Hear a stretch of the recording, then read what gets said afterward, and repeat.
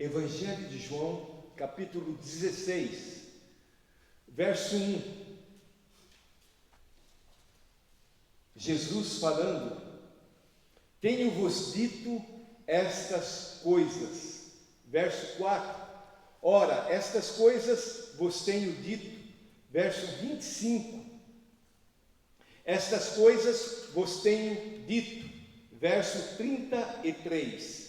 Estas coisas vos tenho dito. Por 4 vezes nesse capítulo, Jesus, ele está chamando a nossa atenção. Estas coisas vos tenho dito. Uma vez, 2 vezes, 3, 4 vezes. Nós temos que parar e prestar atenção. O que Jesus tem nos dito? E por que ele tem falado essas coisas? Quando nós vamos lá para o capítulo 15, só voltando um pouquinho, a gente percebe que Jesus está preparando os seus discípulos para a ida dele e para aquilo que os discípulos iriam sofrer. No capítulo 15, verso 23, Jesus falou assim: quem me odeia, odeia também ao meu Pai. Jesus, ele sabia que havia um ódio contra ele. E no verso 19, ele diz para os discípulos: se vós fosseis do mundo, se nós fôssemos cidadãos pertencentes a esse mundo, o mundo amaria o que é seu. Dá para entender? O cristão verdadeiro, se ele está em Cristo, o mundo sente ódio por ele. Se não sente, é porque ele é do mundo, como todo cidadão do mundo. E ele diz assim: como todavia não sois do mundo, pelo contrário, dele, do mundo, Jesus nos escolheu. Por isso, o que está escrito ali, o mundo vos odeia. O mundo tem ódio dos seguidores de Jesus. E no final dos tempos, no final da história da humanidade, todos os sistemas mundanos vão se unir para combater a igreja de Jesus, porque eles nos odeiam. Verso 20: lembrai-vos da palavra que eu vos disse. Jesus já havia falado, e agora ele pede para que os discípulos recordem, relembrem. Não é o servo maior do que o seu Senhor. Se me perseguiram a mim, também perseguirão a vós outros. É Jesus que está falando isso para nós. Fale para a pessoa que está ao teu lado: se perseguiram Jesus, vão perseguir você também. Por quê? Porque eles têm ódio da igreja. E nesse contexto, então, Jesus ele começa a dizer assim: tenho-vos dito estas coisas. Tudo aquilo que Jesus disse, primeiro, ele disse para nos instruir, nos alertar, nos dar compreensão. Por que nós passamos por determinadas coisas? Você já passou por isso? Lá, na família do cristão, do crente, só ele é crente, a família inteira, desculpa a expressão, cai de pau em cima dele. Esse crente agora é fanático, e não sei, o que outro. Quem aqui já passou por isso? É uma coisa assim assustadora. Então Jesus, ele nos advertiu que nós passaríamos por tudo aquilo, e tem uma razão pela qual ele vai falar essa expressão: tenho-vos dito estas coisas. Então, amados, Deus sempre falou. Muitas vezes parece que Deus parou de falar. Parece que Deus está longe, mas na verdade somos nós que deixamos de ouvi-lo, somos nós que nos afastamos dele. No Salmo 44, 23, Olha só o que o salmista compôs, olha esse verso, ele falando para Deus: desperta, porque dorme, Senhor. Mas o mesmo livro de Salmos fala que Deus não dorme, nem tira cochilo. Amém. Mas o desespero muitas vezes é tão grande que parece que Deus esqueceu da gente. Desperta, por que o Senhor está dormindo? Por que o Senhor está distante? Desperta, não nos rejeites para sempre, Senhor. Como é difícil quando nós paramos de ouvir a Deus. A nossa vida religiosa começa a perder o significado. Já não sentimos emoção ao ler a palavra de Deus, ao orar, ao louvar, ao vir às reuniões. Deus continua falando. E quando Deus fala, aquilo que Ele fala acontece. Toda palavra profética se cumpre. Eu e minha esposa, nós temos palavras proféticas de Deus que foram dadas em 1980 e pouco. Esta igreja tem palavras proféticas dadas lá na época de 1900 e tanto. Nós continuamos esperando, aguardando, porque nós sabemos que o nosso Deus cumpre com a palavra. Amém. Você tem palavra de Deus sobre a tua vida? Amém. Pais, vocês que estão aqui, a Bíblia é repleta de bênçãos para vocês, para o casamento, para a família. Os nossos filhos são herança do Senhor. Deus não nos deu filhos para perdição, coisa maravilhosa. Deus fala. Ezequiel, nós estamos lendo Ezequiel, por várias vezes nós ouvimos a expressão, então veio a mim a palavra do Senhor, a palavra de Deus. Sabe quando você tem que fazer alguma coisa, ou você foi convidado para dar um testemunho, ou você foi convidado para pregar, e você folheia a Bíblia todinha, e parece que não tem nada, some tudo, de repente vem a palavra do Senhor e entra paz no seu coração, e você sabe, Deus quer falar isso. É tão gostoso, é tão tranquilizador receber a doce palavra de Deus. Então aqui, Jesus está falando, e por 4 vezes ele fala, tenho-vos dito estas coisas. Então hoje nós vamos ver por que Jesus disse essas coisas. Ali no capítulo 16, verso 1, tenho-vos dito essas coisas, a primeira coisa, para que não vos escandalizeis.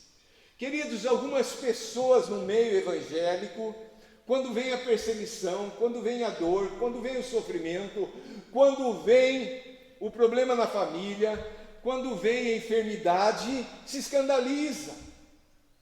E fica, Deus, por que o Senhor está fazendo isso? Eu li a palavra, eu oro, eu faço vigília, eu dou dízimo, e o Senhor está fazendo isso comigo. As pessoas se escandalizam. Então Jesus está falando, estas coisas vão acontecer, vão perseguir, vão prender, vão matar os fiéis. Mas não fique escandalizado. Sabe a diferença da igreja primitiva para conosco?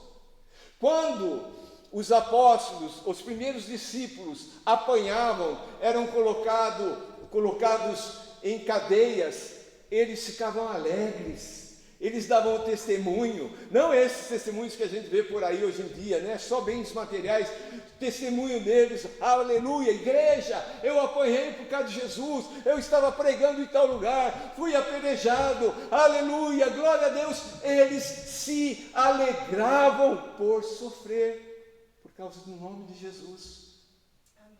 Queridos, eu fico escandalizado muitas vezes, não com o mundo, porque o mundo jaz no maligno.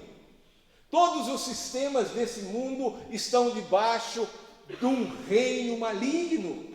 Por isso que não há paz, não há alegria, não há justiça, não há nada de bom. Mas no reino de Deus é diferente. Eu fico escandalizado quando eu vejo os acontecimentos nas igrejas.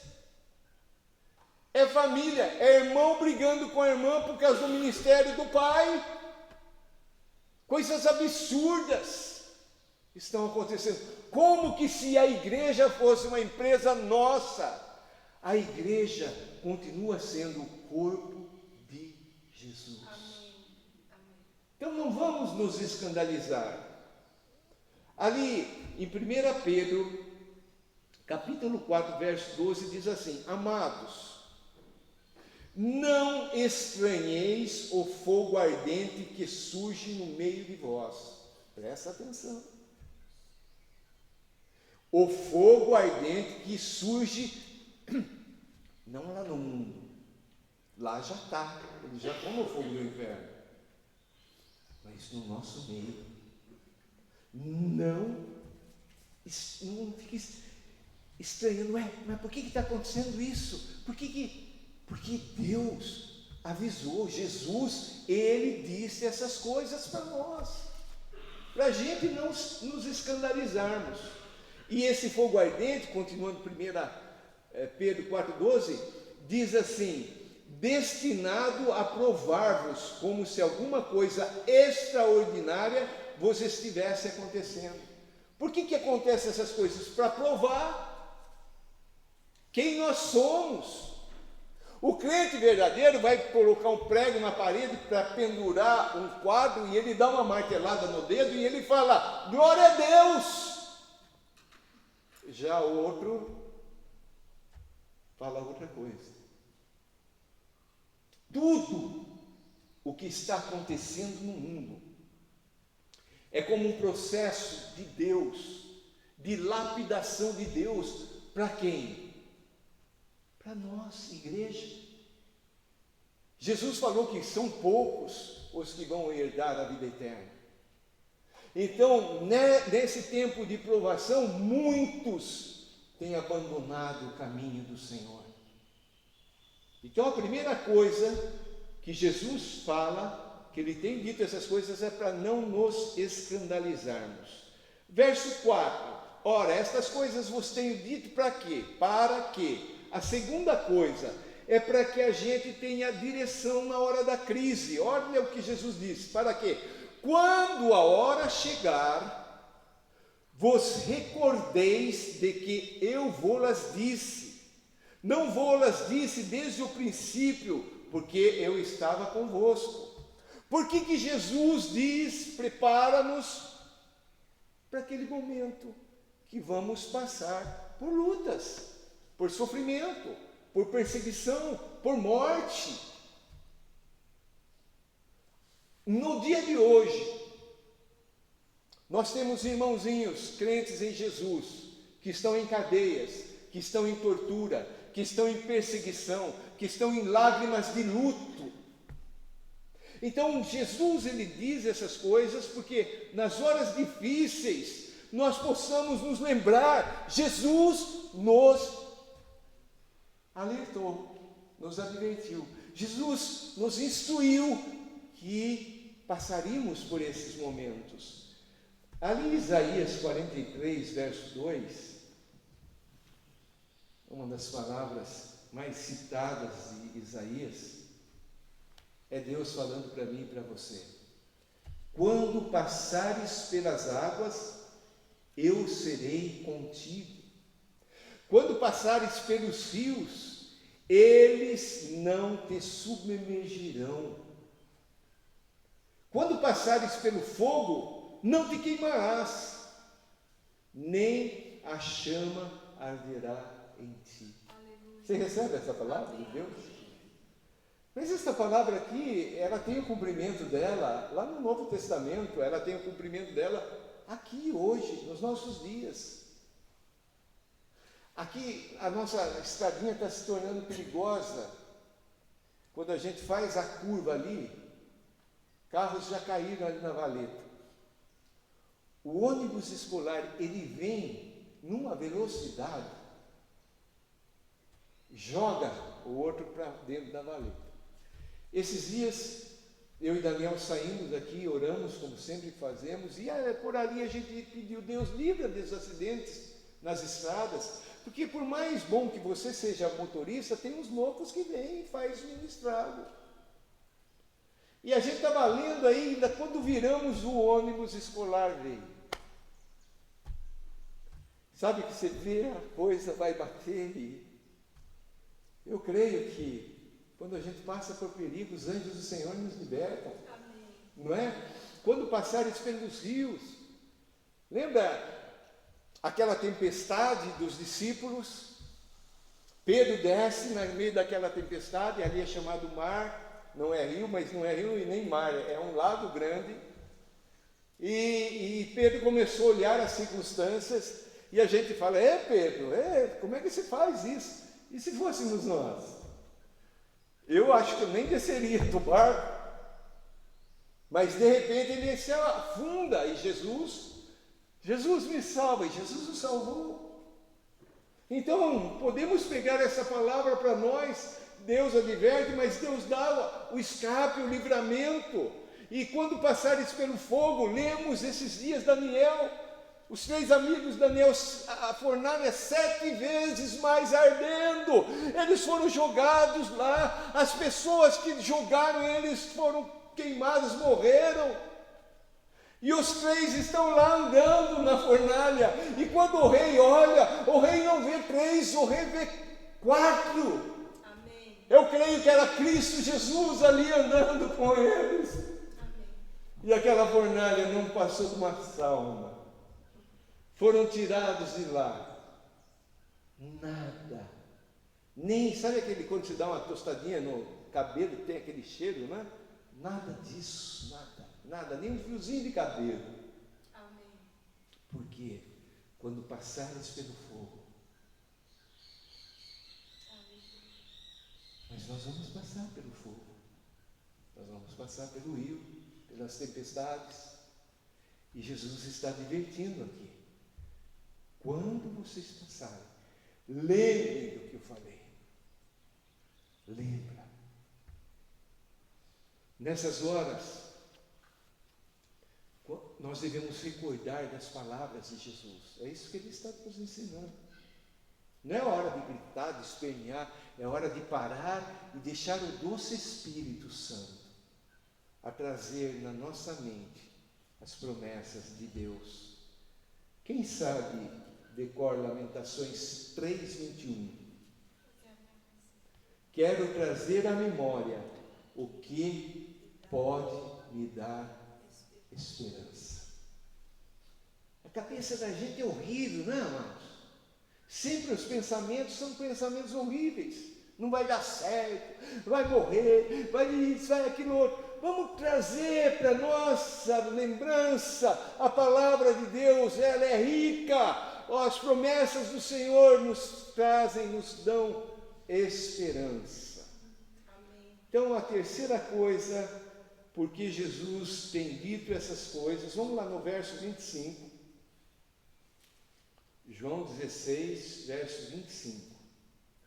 Essas coisas vos tenho dito por meio de figuras, ilustrações, parábolas. Vem a hora em que não vos falarei por meio de comparações, mas vos falarei claramente a respeito de quem? Do Pai. Então Jesus está falando essas coisas para que a gente conheça a quem? O Pai. Para que conheçamos o Pai, as coisas a respeito do Pai. Agora não mais com exemplos, com figuras, agora trazendo o ensinamento claro de quem é o Pai. Você sabia que você é amado por Deus Pai? Mas você desfruta disso? Os pais que estão aqui, quando um filho pede alguma coisa, não é gostoso, não é prazeroso a gente poder dar para os nossos filhos? Por que será que está com Deus o Pai? Nesse mesmo texto aqui, e no texto anterior, Jesus deixa claro que nós não temos nada porque não pedimos em nome de Jesus ao Pai. É porque nós não temos fé.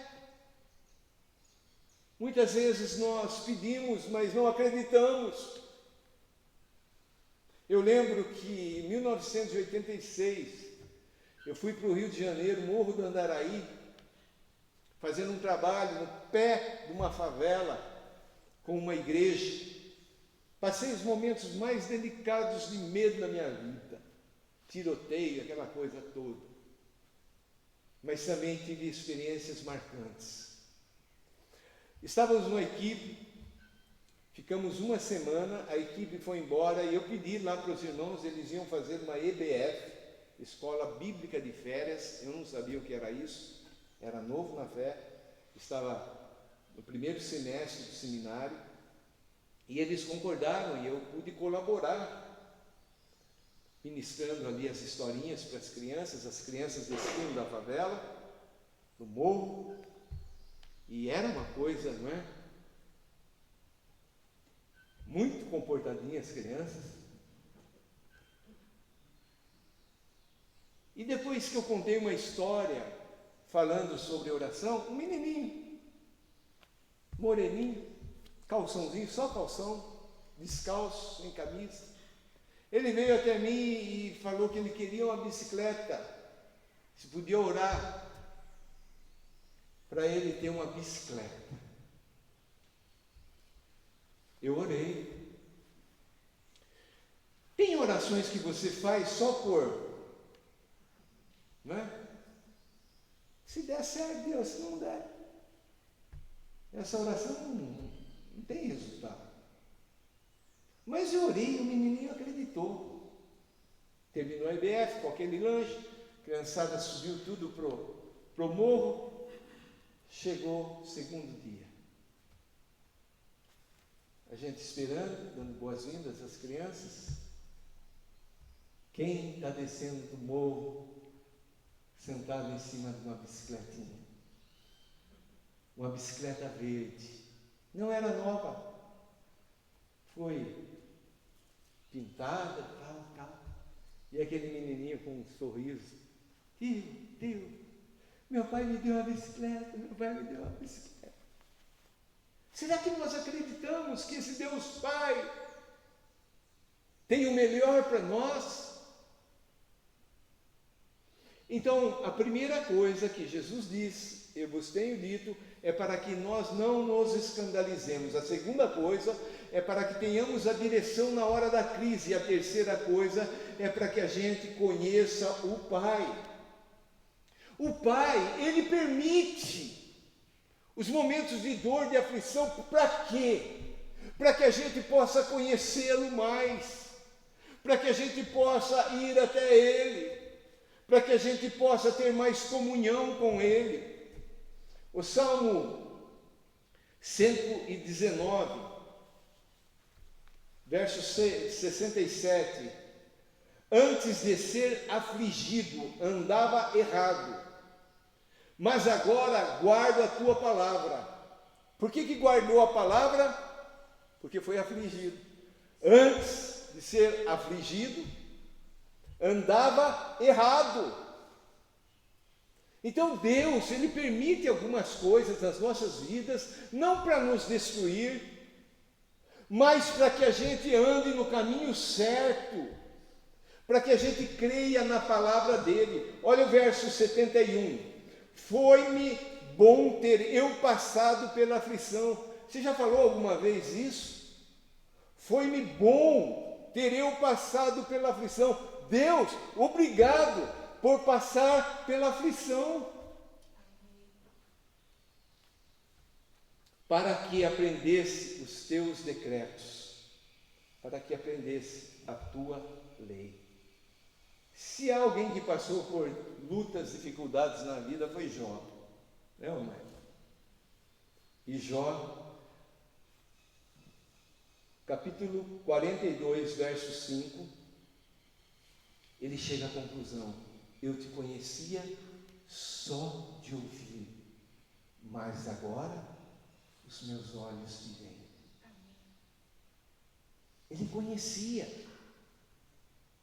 ele era reto perante Deus. O próprio Deus disse para o diabo que Jó era um homem reto, um homem bom, um homem certo. Mas ele conhecia Deus só de ouvir, e agora, depois de ter perdido tudo, passar por tudo aquilo que ele passou, ele diz: mas agora os meus olhos te veem. Então Deus nos leva à aflição para abrir os nossos olhos. E em quarto e último lugar, verso 33. Essas coisas vos tenho dito, para que tenhais paz em mim. Jesus disse que nós vamos passar por aflições. No mundo passais por aflições. Filipes. Você tem passado por alguma aflição? Quantos aqui têm passado?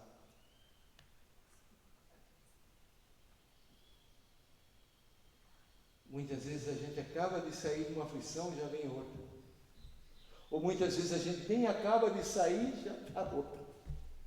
Aí você não sabe, eu vou sofrer por quê? Por qual delas? Não é? Muitas vezes é uma, duas, muitas vezes é um monte. Já percebeu que de repente, em determinado momento nas nossas vidas, parece que tudo começa a dar errado? Alguém já passou? Queima a geladeira, aí você fala: só falta agora ficar doente. Aí fica doente. A gente vai determinando, né? O que falta. Deus fala: falta isso, então tá, então fica doente. Que coisa mais maluca esse mundo. Mas Jesus, ele disse essas coisas, porque no mundo nós vamos passar por aflições. A aflição vem. São poucos os momentos, se eu estiver errado, fale: pastor, na minha vida não é assim. São poucos os momentos que a gente vive que a gente fala: estou bem, estou de boa. E quando eu estou nesse momento, aí é que eu fico preocupado. Porque eu sei que Deus está preparando alguma coisa. Então Ele dá um momento de alívio, não é assim?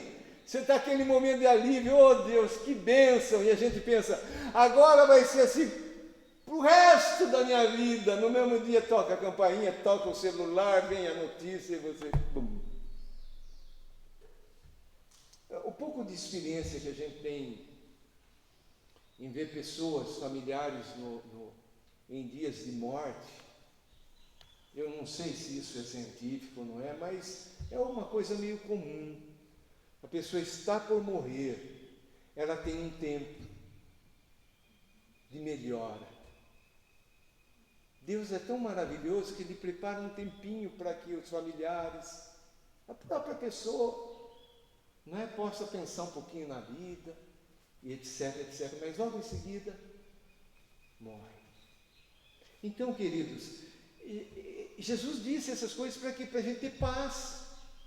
Não é para a gente sair daqui descabelado. E agora o que vai acontecer? Eu sei, vai acontecer. Mas Jesus me disse para ter paz.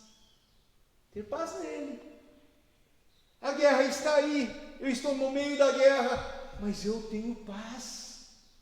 Paz em Deus, paz com Deus. Paz de Deus. Jesus, ele prometeu a paz que o mundo não pode dar. Irmãos, não vamos ser mais ingênuos. Agora o prefeito, agora o vereador, agora o governador, agora o presidente, agora vai melhorar. Não vai melhorar. Sabe o que vai melhorar? É ter Cristo no coração. É ter a paz que excede todo entendimento. o mundo está de ponta cabeça, mas nós temos segurança, nós temos proteção, nós temos sustento, nós temos paz. Porque a bênção de Deus está sobre nós e ninguém pode nos tocar. Você está precisando de paz?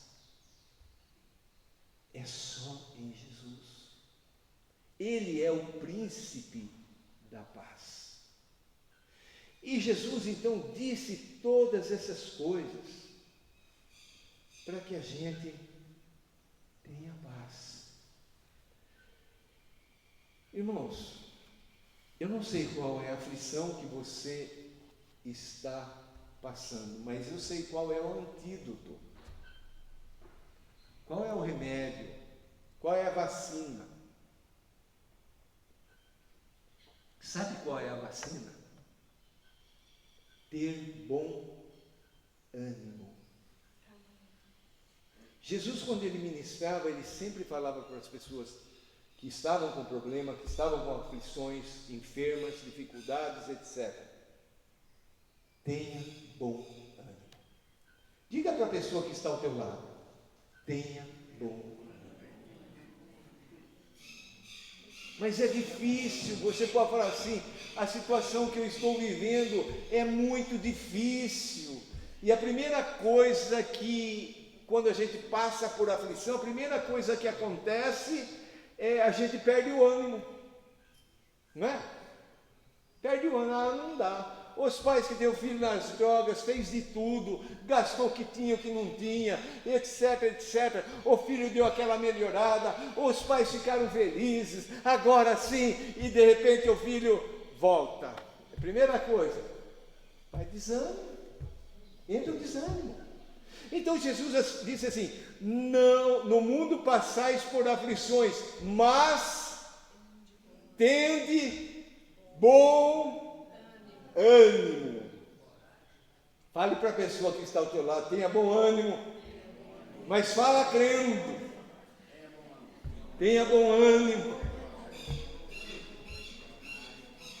Tenha bom ânimo. Queridos,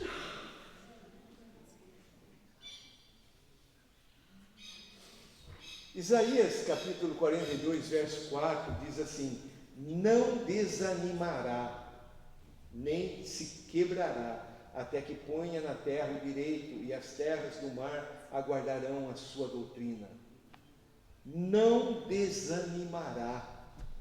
Filipenses capítulo 3, verso 13, Paulo diz assim: irmãos, quanto a mim, não julgo havê-lo alcançado, mas uma coisa faço, esquecendo-me das coisas que para trás ficam, e avançando para as que diante de mim estão. Muitas pessoas estão amarrados, presos, muitas pessoas estão presas no passado, algo que fez, nunca se perdoou, nunca liberou perdão, estão presos, qualquer coisinha lembram lá do passado, Paulo fala assim: uma coisa eu faço, eu esqueço das coisas passadas. Eu preciso ter bom ânimo e ficar lembrando das coisas, dos erros, das falhas, daquilo que as pessoas fizeram lá no passado, tiram o ânimo. Verso 14: prossigo para o alvo, para o prêmio da soberana vocação de Deus em Cristo Jesus. Vamos seguir em frente, vamos olhar para Jesus. Ele tem a coroa, Ele tem a vida eterna para nos dar. Vamos esquecer dessas coisas desse mundo, vamos olhar para o céu. Queridos, a pessoa que é desanimada, ela contamina. Conhece pessoa assim? E aí, irmão, você está numa boa, como é que está? Ah, não estou muito bem, não. Que foi? Ah, agora o dólar está 6 pontos não sei quanto, e está subindo, e não sei o que tem, tal. E você fica dando conversa. Se você não se posicionar com ânimo, você começa a ficar desanimado também. O bom ânimo, ele faz com que a nossa fé cresça e permaneça. Mateus capítulo 9, verso 2: E eis que lhe trouxeram um paralítico deitado num leito. Vendo-lhes a fé, Jesus disse ao paralítico, Jesus viu a fé e disse ao paralítico: tem bom ânimo, filho, estão perdoados os teus pecados. Muitos de nós iriam dizer: como, Jesus? Para o Senhor é fácil, o Senhor está aí andando, não tem problema nenhum, olha aqui a minha condição. E a gente se faz de pobrezinhos, né? Aquela coisa toda, pobre de mim. Jesus fala: tenha ânimo. Terceira e última vez que eu vou falar para você, fale para a pessoa que está ao teu lado: tenha bom ânimo. Queridos, o bom ânimo, ele contagia positivamente as pessoas que estão à nossa volta. Assim como o desânimo contagia para deixar a pessoa desanimada, o bom ânimo leva as pessoas que estão ao redor animadas. Lembra de Paulo? Naquela viagem afundou, jogaram tudo fora, eu sei que tem e tal. Paulo chega e fala assim: escuta, o anjo falou comigo, ninguém aqui vai morrer, vamos comer.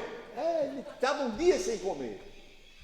Aí eles foram lá e comeram, criaram ânimo, né? Criaram ânimo, aleluia. E por que eu posso criar ânimo em tempos de aflições? Jesus conclui dizendo: eu venci o mundo. Queridos, nós não estamos do lado dos derrotados, nós somos os vencedores. Jesus, ele não é que ele vai vencer, Jesus já venceu. Jesus na cruz do Calvário, ele já esmagou a cabeça da serpente. O diabo não tem mais força, poder nenhuma. Alguém pode falar: mas como é que ele anda fazendo? É porque o homem incrédulo, que não conhece a palavra, ou que conhece, mas não pratica, dá espaço para que o diabo faça alguma coisa. Mas a gente lembra daquilo que Jesus fez na cruz. Nós somos vencedores. Ele venceu. Então, queridos, Jesus nesse dia, essa mensagem, que ele falou: tenho dito essas coisas, tenho falado essas coisas,